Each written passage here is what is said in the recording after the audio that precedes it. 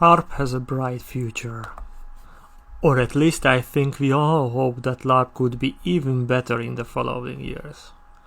But I come to investigate Larp and not to praise it.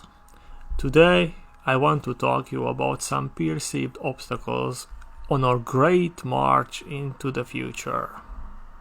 Hi everyone, good morning to Europe, a very early morning to America, and good evening to you, Asia. I am Mátyás Hartyándi from Hungary, Central Europe. You can call me Matt if that's easier, and thank you for joining me. My talk is called Larp, Oddity, Hypernym or what? An open discussion. And before we start, I want to talk a bit about my mindset. First, as you can hear, I'm not a native speaker. Please bear with my English and assume the best intentions if I choose my words poorly. Thank you. Second, I am a newcomer. Only a handful of Hungarians attended these Nordic Larp events.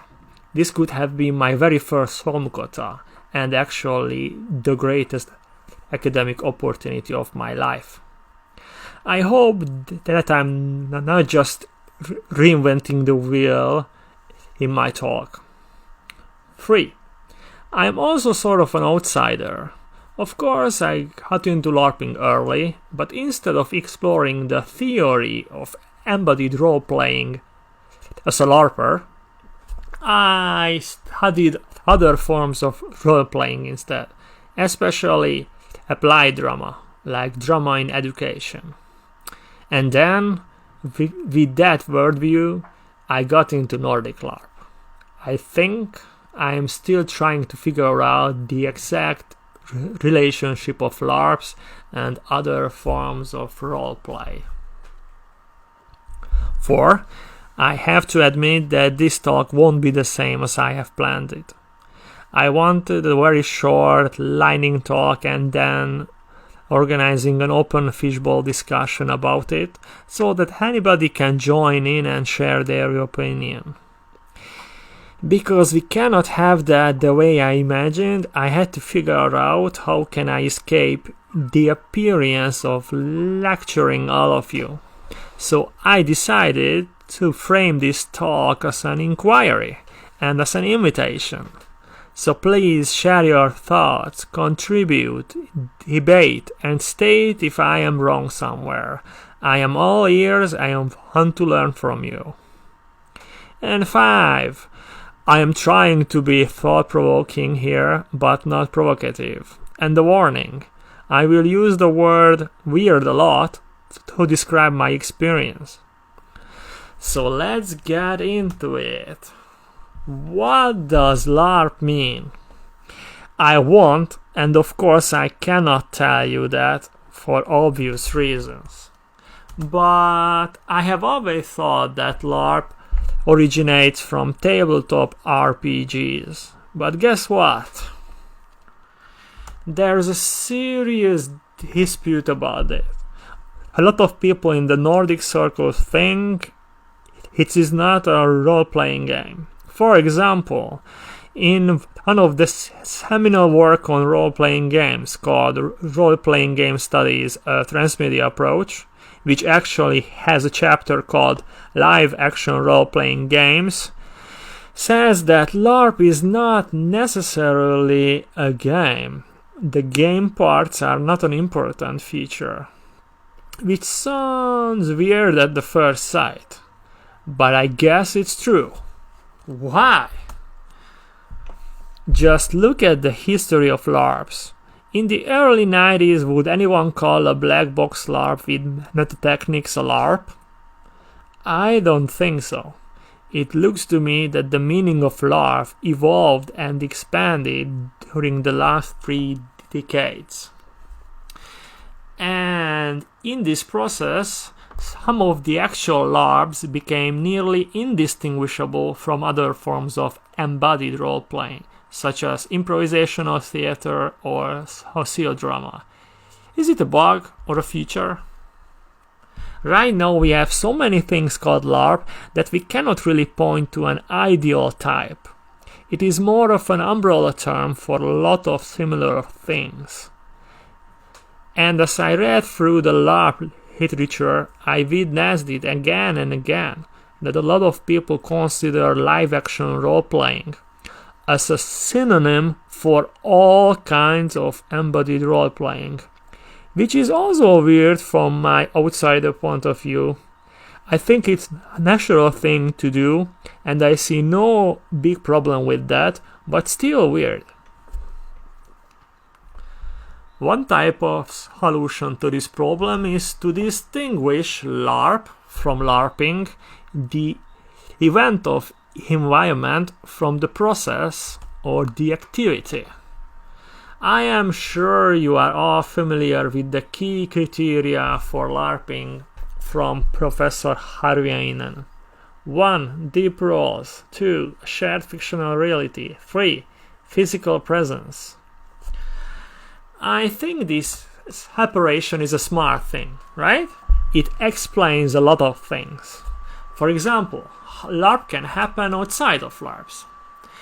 When I go into my class behaving like I'm Thanos from Marvel Cinematic Universe to teach the kids some Friedrich Nietzsche, then the situation can go where it could be considered LARPing, even though I only intended to use a basic drama technique called featuring role.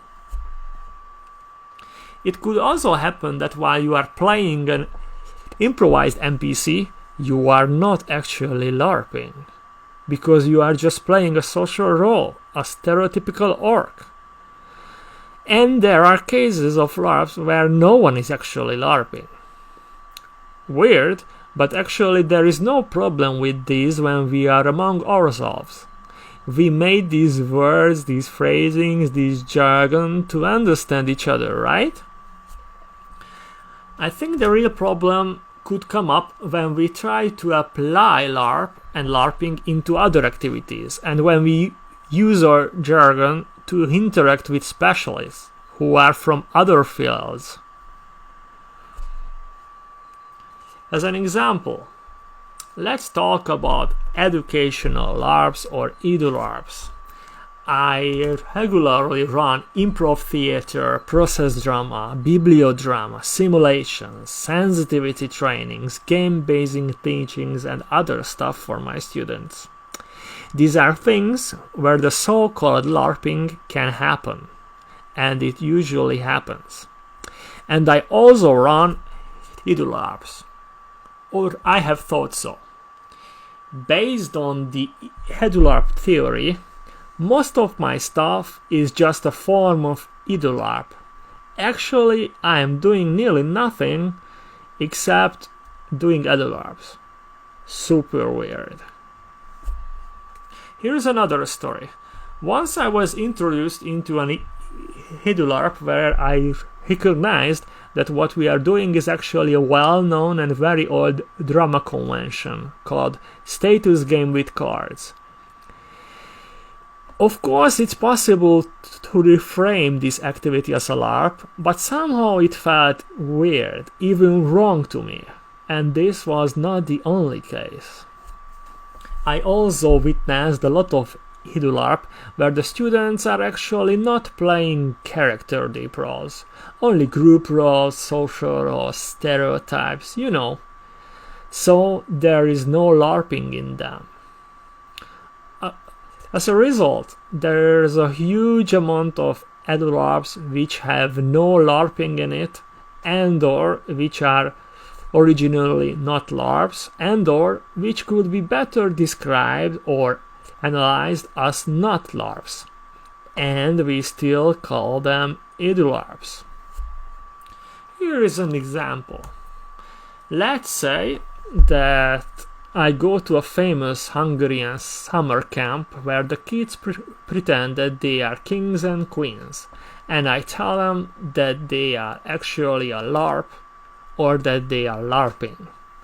They would be baffled. What they do originates from Esther Haveleki's work from the 1940s, and evolved without any knowledge of RPGs or Nordic LARP. It is embodied role-playing, and it often fits the key criteria of LARPing.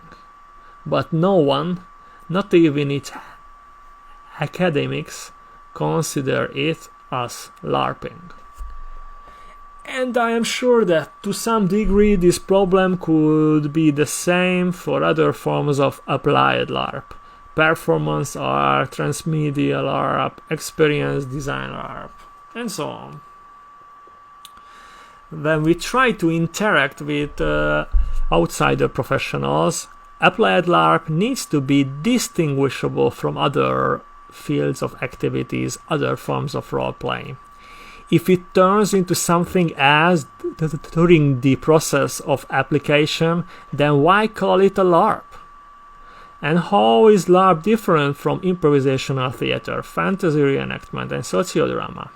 What is so special about these scenarios? How are they unique? And why is EduLARP a better choice for my employer than the well-established form of process drama? I think LARP can enrich these sibling activities, but how? I think we need to constantly redefine LARP relations with other forms of role-playing.